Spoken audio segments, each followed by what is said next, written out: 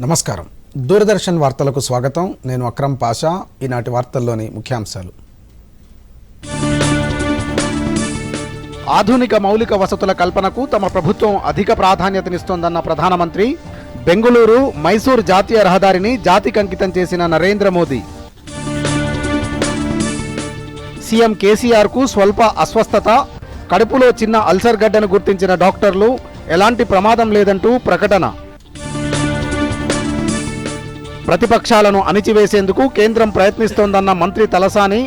రాజ్యాంగబద్ధ సంస్థలను దుర్వినియోగం చేస్తుందంటూ విమర్శలు. కేసీఆర్ పాలనకు ప్రజలు గుణపాఠం చెబుతారన్న తరుణ్ చుగ్. బీఆర్ఎస్కు కాంగ్రెస్ బీ టీంగా మారిందంటూ ఆరోపణలు. డ్రా దిశగా భారత్ ఆస్ట్రేలియా 4వ టెస్ట్. తొలి ఇన్నింగ్స్లో 571 పరుగులకు రోహిత్ సేన ఆలౌట్. 186 పరుగులు చేసిన విరాట్ కోహ్లీ. వార్తల్లోని వివరాలు. దేశంలో ఆధునిక మౌలిక వసతుల కల్పనకు తమ ప్రభుత్వం అధిక ప్రాధాన్యతనిస్తోందని ప్రధాని నరేంద్ర మోదీ అన్నారు. కర్ణాటక పర్యటనలో భాగంగా మాండ్యా జిల్లాలో పర్యటించిన ఆయన 8,480 కోట్ల వ్యయంతో నిర్మించిన బెంగుళూరు మైసూరు జాతీయ రహదారిని జాతికి అంకితం చేశారు. తమ ప్రభుత్వం అధికారంలోకి రాగానే 10 లక్షల కోట్ల వ్యయంతో మౌలిక వసతుల కల్పన చేపట్టామని అన్నారు. భారత్మాల, సాగర్మాల పథకాలతో కర్ణాటక అభివృద్ధి వైపు వడివడిగా అడుగులు వేస్తోందని అన్నారు. పేద ప్రజల సంక్షేమం, దేశాభివృద్ధి కోసం తాను పాటుపడుతూ ఉంటే కాంగ్రెస్ నేతలు మాత్రం తనను అంతం చేసేందుకు ప్రయత్నిస్తున్నారంటూ విమర్శించారు. దేశ ప్రజల ఆశీర్వాదం ఉన్నంత వరకు తనను ఎవరూ ఏమీ చేయలేరంటూ ప్రధాని ధీమా వ్యక్తం చేశారు.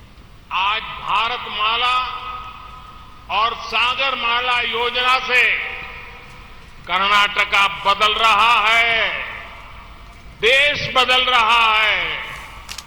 जब दुनिया कोरोना की मुश्किलों से जूझ रही थी, तब भी भारत ने इंफ्रास्ट्रक्चर के बजट को कई गुना बढ़ाया है।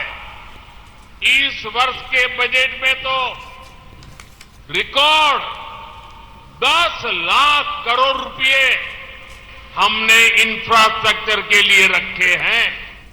कांग्रेस और उनके साथी क्या कर रहे हैं? कांग्रेस के तो एक काम लिया है सर पे। कांग्रेस मोदी की कब्र खोदने का सपना देख रही है। कांग्रेस मोदने में बिजी है और मोदी बेंगलुरु मैसूरू एक्सप्रेस वे बनाने में बिजी है। कांग्रेस मोदी की कब्र खोदने में व्यस्त है और मोदी गरीब का जीवन आसान बनाने में व्यस्त है। मोदी की कब्र खोदने का सपना देख रहे कांग्रेसियों को पता नहीं है कि देश की करोड़ों माताओं, बहनों, बेटियां, देश के लोगों का आशीर्वाद मोदी का सबसे बड़ा सुरक्षा कवच है। ఇక మరోవైపు కర్ణాటక పర్యటనకు వచ్చిన ప్రధానికి స్థానికులు ఘనంగా స్వాగతం పలికారు. మాండ్యాలో స్థానికులు రోడ్లకు ఇరువైపులా నిలబడి ప్రధానిపై పూలు జల్లుతూ తమ అభిమానాన్ని చాటుకున్నారు. ప్రధాని నరేంద్ర మోదీ సైతం తనపై చల్లిన పూలను ప్రజలపై వేస్తూ అభిమానాన్ని ప్రదర్శించారు. కర్ణాటక సంస్కృతి, సాంప్రదాయాలను ప్రతిబింబించేలా నృత్యాలు చేస్తూ ప్రధానికి స్థానిక కళాకారులు స్వాగతం పలికారు. అనంతరం రాష్ట్రంలో వివిధ జాతీయ రహదారుల నిర్మాణ పురోగతిని పరిశీలించారు. కేంద్ర ఉపరితల రవాణా శాఖ మంత్రి నితిన్ గడ్కరీ పనుల పురోగతిని స్వయంగా పరిశీలించారు. గత పాలనలో పేదల సంక్షేమం కోసం కేటాయించిన నిధులు కాంగ్రెస్ నేతల వశమయ్యాయని ప్రధాని ఆరోపించారు.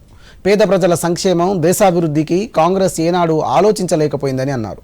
బీజేపీ అధికారంలోకి వచ్చిన తర్వాత అన్ని వర్గాల సంక్షేమం కోసం పథకాలను అందిస్తోందని అన్నారు. అవినీతికి తావు లేకుండా రైతులకు పీఎం కిసాన్ సమ్మాన్ ద్వారా ఏటా రైతులకు 6,000 రూపాయలు అందిస్తున్నామని అన్నారు. కర్ణాటక డబుల్ ఇంజన్ సర్కారుతో అభివృద్ధి పరుగులు పెడుతోందని ప్రధాని అన్నారు.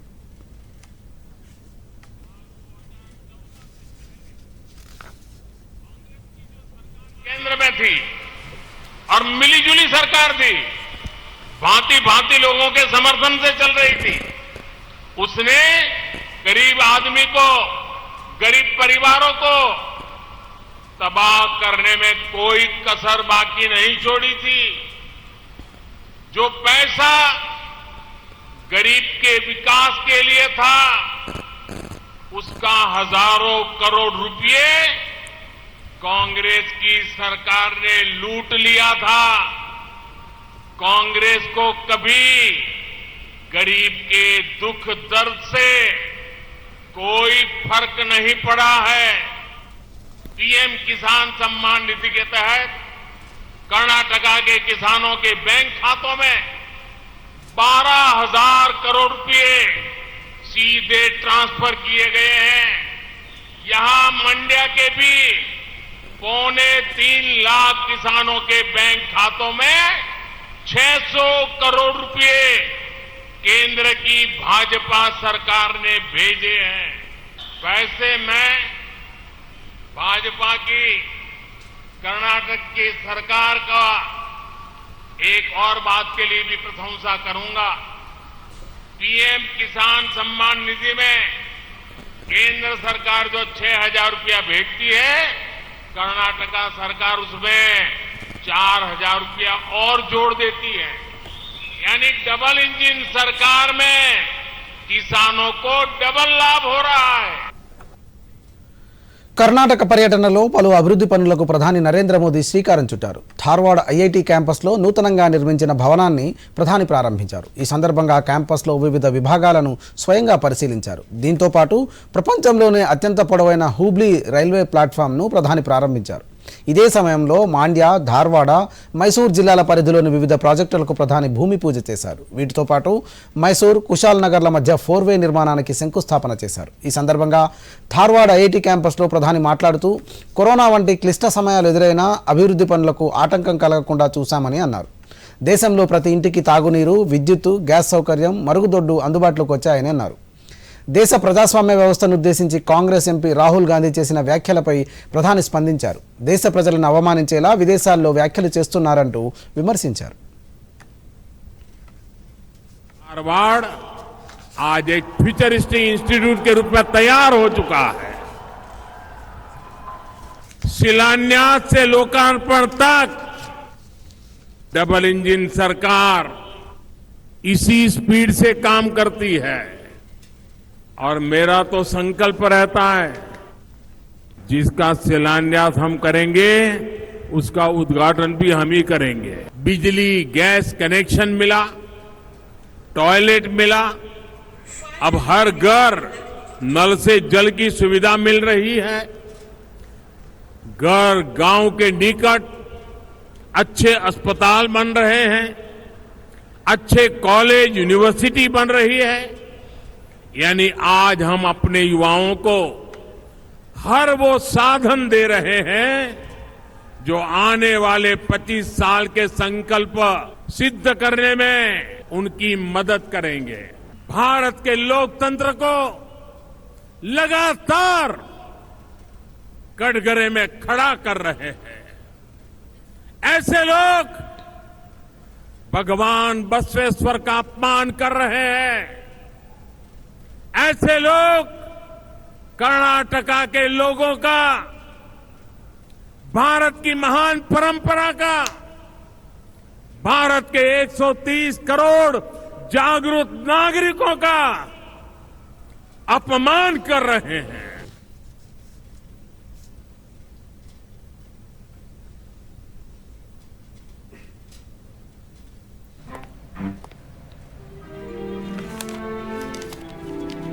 ఇంత త్వరగా డబ్బు డబుల్. ఓ డబ్బు పెడతారా? అయితే అనుభవిస్తారు. లేదండి, ఇలాంటి ఆశ పెట్టే స్కీమ్స్ లో డబ్బు పెట్టడం అంటే మోసాన్ని ఆహ్వానించడం. కాబట్టి ముందు చేయండి దర్యాప్తు, తరువాతే పెట్టండి డబ్బు. లేకపోతే మీ సొమ్మవుతుంది. ఆర్బీఐ అంటుంది, విషయాలు తెలుసుకోండి, జాగరూకంగా ఉండండి. Invest once and enjoy guaranteed maturity with life cover with LIC's Dhan Varsha, a single premium plan for your family's security and prosperity. Bharat के पहाड़ी इलाकों में जिस प्रकार तापमान बढ़ रहा है, गर्मी की बीमारी से बचने के लिए सावधानियां आवश्यक है। टीवी, रेडियो, अखबार और मोबाइल फोन पर गर्मी की चेतावनी का ध्यान रखें। अधिक पानी और प्राकृतिक तरल पिए। शराब, चाय, कॉफी और सॉफ्ट ड्रिंक्स टालें। काम ठंडे समय पर करें और दिन के सबसे गर्म समय 12 से 3 आराम करें। पशुओं को छाया वाली जगह में रखें और पर्याप्त पानी दें। केवल ताज़ा बना खाना खाएं। ताज़े फल और सब्जियां अधिक खाएं। गर्मी की बीमारी के लक्षण पहचानें। कमजोरी, चक्कर, जी मिचलाना, अत्यधिक पसीना, ऐंठन, भ्रम, तेज सांसें, बेहोशी। तबीयत खराब होने पर प्राथमिक चिकित्सा लें और 108 या अन्य एम्बुलेंस सेवा बुलाएं या अस्पताल जाएं। सतर्क रहें, सुरक्षित रहें।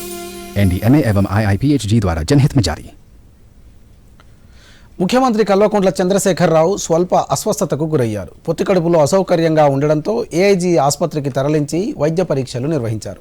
AIG chairman doctor Nageshwar Reddy ఆధ్వర్యంలోని వైద్య బృందం ప్రత్యేక వైద్య పరీక్షలు నిర్వహించింది. ఎండోస్కోపీ, సిటీ స్కాన్ పరీక్షలు నిర్వహించిన అనంతరం చిన్న అల్సర్ ఉన్నట్లు గుర్తించారు. ఈ మేరకు ఆసుపత్రి బృందం ప్రకటన విడుదల చేసింది. సీఎంకు మిగతా అన్ని సాధారణంగానే ఉన్నట్లు వైద్యులు తెలిపారు. ముఖ్యమంత్రితో పాటు ఆయన కుమార్తె ఎమ్మెల్సీ కవిత ఆసుపత్రికి వెళ్లారు. కేంద్రంలోని బీజేపీ ప్రభుత్వం ప్రతిపక్షాలను అణిచివేసేందుకు రాజ్యాంగపరమైన సంస్థలను దుర్వినియోగం చేస్తోందని రాష్ట్ర పశుసంవర్ధక శాఖ మంత్రి తలసాని శ్రీనివాస్ యాదవ్ విమర్శించారు. కొమరవెల్లి మల్లన్నను మంత్రి దర్శించుకున్నారు. ఈ సందర్భంగా ఆలయ అర్చకులు పూర్ణ కుంభంతో స్వాగతం పలికారు. అనంతరం మంత్రి మీడియాతో మాట్లాడుతూ ప్రశ్నించే గళాలపై కేసులు పెట్టడం సరికాదని అన్నారు. వేల కోట్ల రూపాయల అప్పులు చేసి దేశం విడిచిపెట్టి వెళ్లిన వారిపై కేంద్రం ఏం చర్యలు తీసుకుందని ప్రశ్నించారు. ప్రజా సంక్షేమం కోసం పాటుపడుతున్న ఎమ్మెల్సీ కవితను కేసులతో వేధిస్తున్నారంటూ మంత్రి విమర్శించారు. ఆడపడుచు తెలంగాణ ఉద్యమ నేపథ్యం కానీ మరి బతుకమ్మ పండుగ, తెలంగాణలో పుట్టిన బతుకమ్మ పండుగని ఈ దేశం కాదు ప్రపంచం విశ్వవ్యాప్తం చేసినటువంటి ఒక మహిళ, ఒక పార్లమెంటు సభ్యురాలుగా మన దేశం కానీ మన రాష్ట్రం కానీ నిజామాబాద్ కానీ జరిగేటువంటి కార్యక్రమాల మీద పార్లమెంట్లో పొందెత్తినటువంటి బిడ్డ. రెండోది ఇప్పుడు శాసనమండలి సభ్యురాలుగా ఆమె చేస్తున్నటువంటి కార్యక్రమాలు. ఒకప్పుడు తెలంగాణ జాగృతి ఉన్నటువంటి కార్యక్రమాన్ని ఇప్పుడు భారత జాగృతి పెట్టి మహిళలకు రిజర్వేషన్లు కావాలని పోరాటం చేస్తున్నటువంటి ఒక మహిళని మరి నిన్న సీబీఐ అక్కడ ఈడీ పిలిపించి 9 గంటల పాటు ఒక మహిళ 9 గంటల పాటు విచారణ చేయడం చూస్తే మొక్కమోని ధైర్యం. ప్రజా వ్యతిరేక పాలన సాగిస్తున్న బీఆర్ఎస్ పార్టీకి తెలంగాణ ప్రజలు తగిన గుణపాఠం చెబుతారని బీజేపీ వ్యవహారాల రాష్ట్ర ఇన్ఛార్జ్ తరుణ్ చుగ్ అన్నారు. లోక్సభ ప్రవాస యోజనలో భాగంగా వరంగల్ లోక్సభ నియోజకవర్గ స్థాయి కోర్ కమిటీ సభ్యులతో ఆయన భేటీ అయ్యారు. ఈ సందర్భంగా రాణి రుద్రమ విగ్రహానికి పూలమాలలు వేసి నివాళులర్పించారు. అనంతరం నిర్వహించిన మీడియా సమావేశంలో తరుణ్ చుగ్ మాట్లాడుతూ వరంగల్ స్మార్ట్ సిటీ కోసం కేంద్రం నిధులిస్తుంటే కేసీఆర్ సర్కార్ పక్కదారి పట్టించిందని అన్నారు. రాష్ట్ర ప్రజలు బీజేపీని ఆశీర్వదిస్తే సుపరిపాలన అందిస్తామని హామీ ఇచ్చారు. రాష్ట్రంలో కాంగ్రెస్ పార్టీ బీఆర్ఎస్ కుట్టి బీ టీంలా మారిందని ఆయన విమర్శించారు.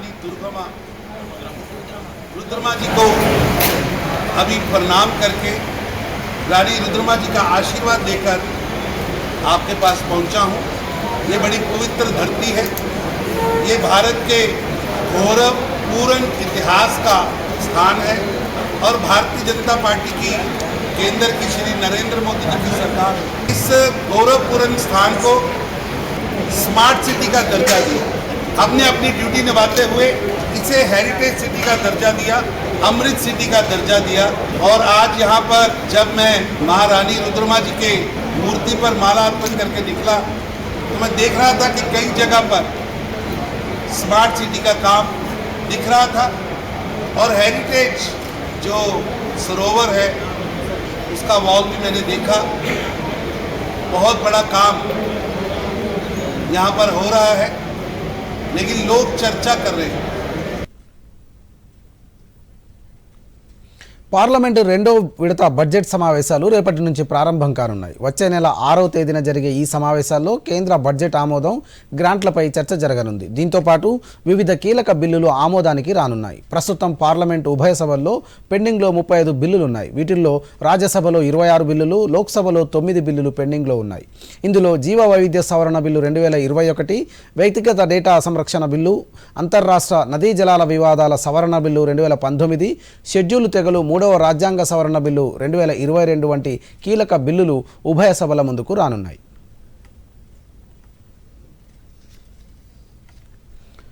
రాష్ట్రంలో రహదారుల నిర్మాణం, మౌలిక వసతుల అభివృద్ధికి తమ ప్రభుత్వం అధిక ప్రాధాన్యత ఇస్తుందని మంత్రి ఇంద్రకరణ్ రెడ్డి తెలిపారు. నిజామాబాద్ జిల్లాలో లోలం నుండి బన్సనపల్లి ఎక్స్ రోడ్డు వయా దిలావర్పూర్ తండా వరకు బీటీ రోడ్డు నిర్మాణ పనులకు మంత్రి శంకుస్థాపన చేశారు. ఈ సందర్భంగా ఆయన మాట్లాడుతూ రాష్ట్ర జిల్లా మండల కేంద్రాలను అనుసంధానించేలా రహదారులు వేస్తున్నట్లు తెలిపారు.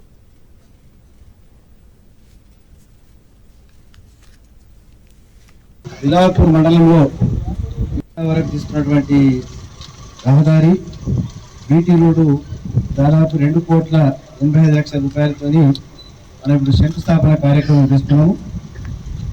అదేవిధంగా కళ్యాణ్ లక్ష్మి, షాది ముబారక్ చెక్కులు పంపిణీ కార్యక్రమము, ఆడపిల్ల పెళ్లికి ప్రభుత్వం నుంచి అందించే సాయము దిలావర్పూర్ మండలంలో 19 మందికి 1,116 రూపాయలు, నర్సాపూర్ మండలంలో 11 మంది పెళ్లి చేసుకున్న అమ్మాయిలకు వాళ్ళ తల్లి పేరిట చెక్కులు ఇచ్చే పంపిణీ కార్యక్రమానికి డైరెక్ట్గా ప్రజల ఓట్లతోని మొత్తము జిల్లా పరిషత్ చైర్మన్ ఎన్నికైనప్పటి నుంచి చూస్తుంటే ఆఫీసర్లు, కలెక్టర్స్ వారు, పిఓ గారు ఎక్కడ పోయినా గిరిజన ప్రాంతంలో కానీ ఏ ప్రాంతం పోయినా కానీ విపరీతమైనటువంటి అప్లికేషన్స్ వాళ్ళ సమస్య కూడా అట్లా ఉండే. ఆ దరఖాస్తులన్నీ కూడా దమేసి పెడితే ఒక మీటింగ్ అయిపోయాక 3-4 గంటలు అక్కడ కూర్చుండి స్టాఫ్ అవన్నీ జమ చేసుకొని మంచిగా బిండలు కట్టుకొని సంచులను తీసుకొని మరి ఆదిలాబాద్కు అదేవిధంగా గుంటూరు తీసుకుపోతుంది. మరి మేము అప్పటి నుంచి ఇప్పటిదాకా వచ్చినాం. ఒకటే ఒక దరఖాస్తు వచ్చింది, ఎవరు మన బన్సపల్లి ఎక్స్ సర్పంచ్. బీఆర్ఎస్ నేతల కుంభకోణాలు ఒక్కొక్కటిగా వెలుగు చూస్తున్నాయని నిజామాబాద్ ఎంపీ ధర్మపురి అరవింద్ అన్నారు. తాము ఎలాంటి అవినీతికి పాల్పడలేదని చెబుతున్న ముఖ్యమంత్రి కుటుంబీకులు విచారణకు ఎందుకు భయపడుతున్నారన్న ఆయన ప్రశ్నించారు. సీఎం కేసీఆర్ కుమార్తెను కాపాడడంలో నిమగ్నమయ్యారంటూ విమర్శించారు. ప్రజా సమస్యలు, రాష్ట్ర అభివృద్ధిపై ముఖ్యమంత్రి ఇప్పటికైనా దృష్టి సారించాలని ఆయన సూచించారు. ఢిల్లీ మద్యం కేసులో అవినీతి జరిగిందని నిర్ధారణ అయిన తర్వాతే దర్యాప్తు సంస్థలు విచారణ ప్రారంభించాయని ధర్మపురి అరవింద్ అన్నారు.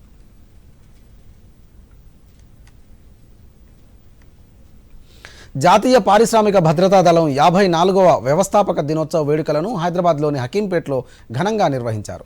కేంద్ర హోంశాఖ మంత్రి అమిత్ షా, గవర్నర్ తమిళిసై సౌందరరాజన్, పర్యాటక శాఖ మంత్రి కిషన్ రెడ్డి, బీజేపీ ఎంపీలు బండి సంజయ్, కె లక్ష్మణ్, ఇతర ప్రజాప్రతినిధులు పాల్గొన్నారు.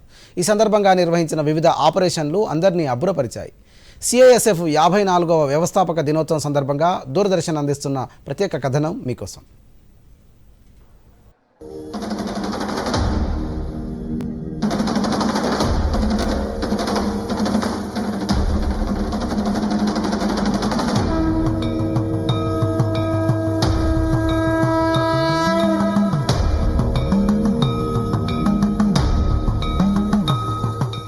దేశవ్యాప్తంగా ప్రభుత్వ రంగ సంస్థలు, విమానాశ్రయాలు, పోర్టులు, అంతరిక్ష కేంద్రాలు, భారీ పరిశ్రమలకు జాతీయ పారిశ్రామిక భద్రతా దళం భద్రత కల్పిస్తోంది. దేశంలో పారిశ్రామిక రంగ సుస్థిరాభివృద్ధి భద్రతే లక్ష్యంగా ఈ సంస్థను ఏర్పాటు చేశారు. ఇందులో భాగంగా పారిశ్రామిక ప్రాంతాల్లో దాడులను అరికట్టడంతో పాటు ఏదైనా అనుకోని ఘటనలు, రసాయన ప్రమాదాలు జరిగిన సమయంలో తక్షణమే స్పందించి ఉద్యోగులు, కార్మికులను కాపాడేలా ఈ దళాలకు శిక్షణనిచ్చారు. అప్పటి నుంచి ఏటా ఢిల్లీ కేంద్రంగా సిఐఎస్ఎఫ్ వ్యవస్థాపక దినోత్సవాన్ని నిర్వహిస్తున్నారు. ఈ ఏడాది తొలిసారిగా హైదరాబాద్ కేంద్రంగా హకీంపేటలో 54వ వ్యవస్థాపక వేడుకలను అత్యంత ఘనంగా నిర్వహించారు. కేంద్ర హోంశాఖ ఆధ్వర్యంలో 1969లో 2,800 మందితో ప్రారంభమైన సిఐఎస్ఎఫ్ ప్రస్తుతం 1,70,000 మందితో సాయుధ దళంగా మారి 53 ఏళ్లుగా సేవలందిస్తోంది. కేంద్ర హోంశాఖ మంత్రి అమిత్ షా ఈ కార్యక్రమానికి ముఖ్య అతిథిగా హాజరయ్యారు.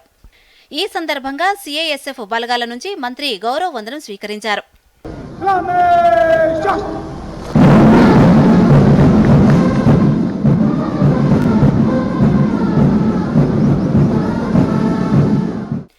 వివిధ ఆపరేషన్లలో ప్రాణాలు కోల్పోయిన సిఐఎస్ఎఫ్ సిబ్బందికి నివాళులర్పించి ఆయన ప్రసంగించారు.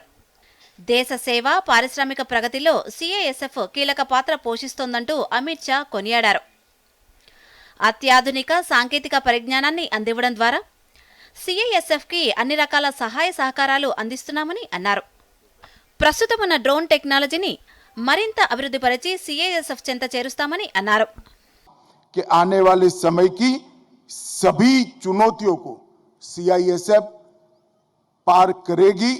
इसका सामना करने के लिए अपने आप को सुसज्जित कर राष्ट्र की सेवा में बाकी के 53 साल की तरह ही आगे देश की शताब्दी तक देश की अर्थव्यवस्था को मजबूत करने में अपना योगदान देंगे.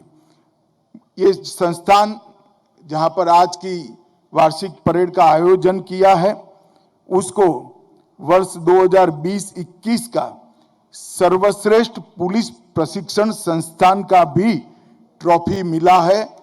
मैं सभी संस्थान को मजबूत करने वाले अधिकारियों को और डीजीपी सीआईएसएफ को हृदय से इसके लिए बहुत बहुत बधाई देना चाहता हूं. వేడుకల్లో భాగంగా నిర్వహించిన వివిధ మాక్ డ్రిల్స్, ఆపరేషన్లు అందరినీ విశేషంగా ఆకట్టుకున్నాయి. ఉగ్రదాడుల సమయంలో సిఐఎస్ఎఫ్ ధైర్య సాహసాలు, రసాయన దాడుల సమయంలో చూపే చొరవ, అగ్ని ప్రమాద సమయంలో బాధితులను కాపాడే విధానాలు అందరినీ ఆకట్టుకున్నాయి. సిఐఎస్ఎఫ్ సిబ్బంది మాక్ డ్రిల్ సందర్భంగా సభికులు దేశభక్తి నినాదాలతో కొత్త ఉత్సాహాన్ని నింపారు.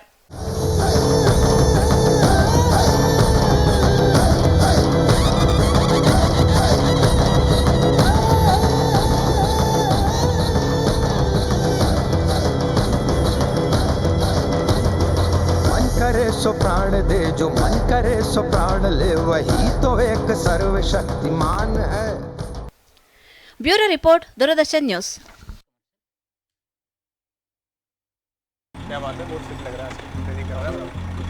మూడు నెలల్లో డబ్బు డబుల్. వారే వా, ఫాస్టే కాక హై రిటర్న్స్ కూడా. భలే స్కీమ్ కదా. నిన్న లేదు ఇది ఇక్కడ. అలాగే రేపు ఉండదు కూడా. నువ్వు ఎప్పుడైనా 5 ఓవర్లలో డబుల్ సెంచరీ కొట్టావా? ఇలాంటి స్కీమ్ల ప్రలోభానికి లొంగిపోతే మనం మోసపోగలం. ఆర్బీఐ అంటుంది మీ డబ్బుని సురక్షితంగా ఉంచుకోండి, తెలివిగా పెట్టుబడి పెట్టుకోండి. ఎక్కువ రిటర్న్స్ వెనకాల పడితే రిస్క్ కూడా అంతే ఎక్కువ ఉంటుంది.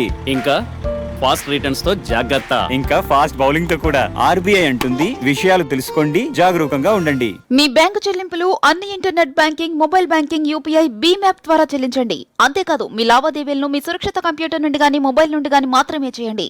ఎల్లప్పుడూ డిజిటల్ సురక్షిత లావాదేవీలను చేయండి. అజ్ఞాత వ్యక్తుల నుండి మీ మొబైల్లో వచ్చే ఆర్థిక లావాదేవీలకు సంబంధించిన ఎటువంటి సూచనలకు మీరు స్పందించకండి. జారీ చేయవారు నాబార్డు ప్రాంతీయ కార్యాలయం, తెలంగాణ.